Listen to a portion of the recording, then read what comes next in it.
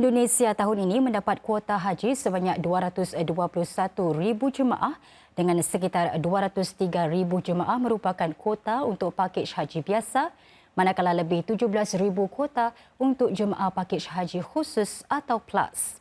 Daripada jumlah itu, sekitar 60,000 jemaah Indonesia sudah sampai di Madinah dengan sekitar 5,000 daripadanya sudah tiba di Mekah sejak malam semalam.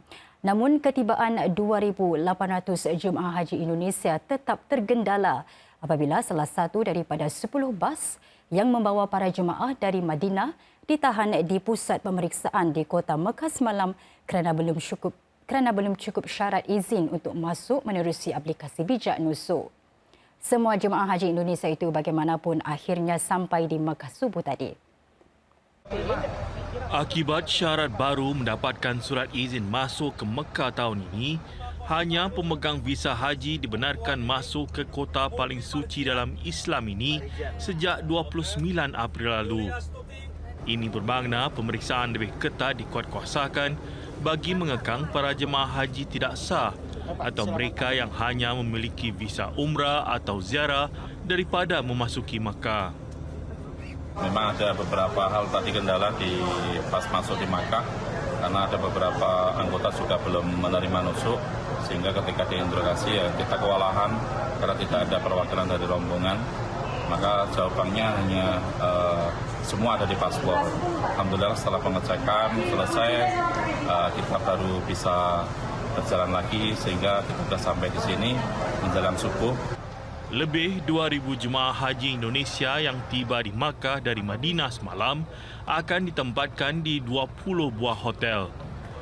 7 dapur untuk melayani jemaah Indonesia juga sudah mula beroperasi di Makkah.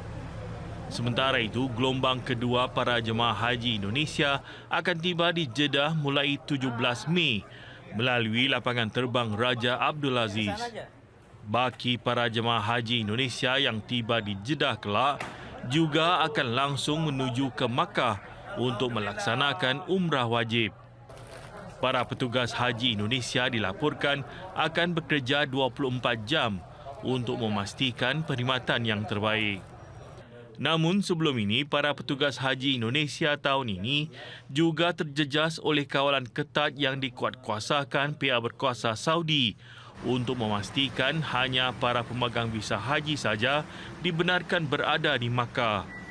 Sampai detik ini, para petugas yang berasal dari domisili di Arab Saudi, hanya beberapa petugas yang hadir dikarenakan kondisinya yang dari luar kota Mekah sulit memasuki kota Mekah karena diharuskan oleh pemerintah Arab Saudi untuk memiliki surat izin. Namun para petugas dari Indonesia mungkin 80 atau mungkin 90% sudah berada di kota suci Mekah. Kementerian Agama Indonesia sebelum ini menegaskan jarak hotel yang menempatkan para jemaah haji Indonesia tahun ini paling jauh sekitar 5 km dari Masjidil Haram. Ini termasuk di kawasan-kawasan seperti Shisha, Raudah, Jarwal dan Misfala.